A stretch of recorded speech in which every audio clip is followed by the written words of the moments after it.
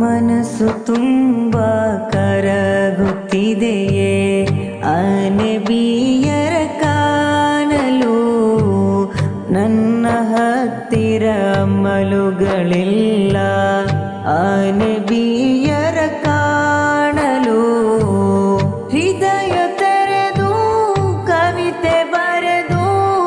ಈಗಲೇ ನಾ ಹಾಡುವೆ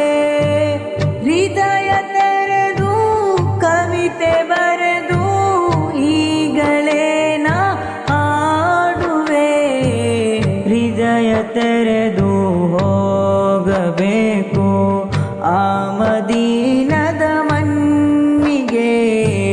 ಮನಸ್ಸು ತುಂಬ ಕರಗುತ್ತಿದೆಯೇ ಅನಬಿಯರ ಕಾಣಲು